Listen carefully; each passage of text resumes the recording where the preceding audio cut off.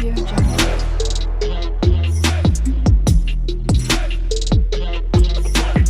Audio Jungle.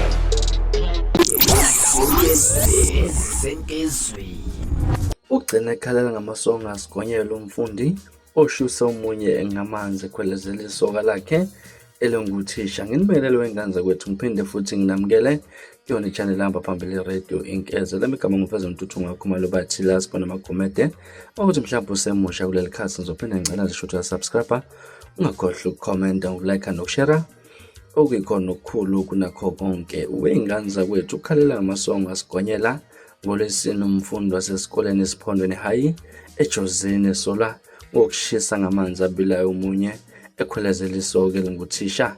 Lokhu kuveza umndeni kaMgila ngolesihlanu kulesi sigameko kuthiwa umfundi kaMatric uAndisa Jobe eneminyaka engu-18 waphunyela ngamanzi abilayo ngomunye umfundi abefunda naye ngoNovember 6. Kuthiwa umsola wayesola uMgila ngokuthi uthandana nothisha ofundisa kuso lesi sikole oyisoka lakhe. uMgila uphazamiseke kakhulu ekubhaleni izivivinyo zakhe. Kuthiwa usaqhubeka nokulasha esibhedlela ingwelezane. Umalume kaMgula umnumzane Siphiwe Vilane uthe nakuba bekujabulele ukuthi umsolo ushaqwe ngamaphoyisa, kodwa-ke basakhala ngokuthi umuntu oshaqeke kakhulu ngesigameko uMgilwa. Okokuqala, uphazamiseke unomphela ezifundeni zakhe. Njengoba-ke kukhona izifundo engasazibhalanga, kusho ukuthi lo nyaka ufane nezeleze kuyena ngoba ufundela ubala.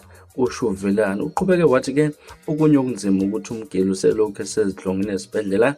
Uthe-ke ukwedlulisela kwakhe kulesi sibhedlela asekuso kulandela ukubona kwesibhedlela sendawo ukuthi-ke isimo sibucayi ngendlela esimanga, ukhomba ukuthi-ke wayelimele kakhulu.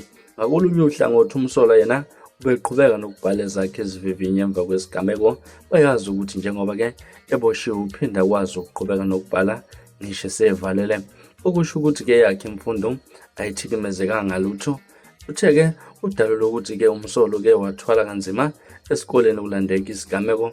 Uthe emva kokuthi isikole singamthathelanga izinyathelo, abafundi bavele bamngenela ngenduku bathi ngeke bakwazi ukufunda nomfundi owenzakalisa omunye umfundi. Kuzokaphoqa ukuthi angabe saqhubeka nokukhempa nabanye abafundi ngaphakathi esikoleni njengoba-ke uqhubeka ukuzilolongela izivivinyo.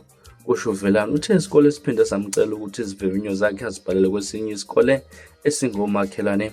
Wathi kwenzeka lokhu nje nomphathi ubevuthe ngabasele engayekile ukubhikisha ngaphandle kwesanga lesikole ezakalisilaka lawo njengoba befuna isikole simthathele izinyathelo umsola.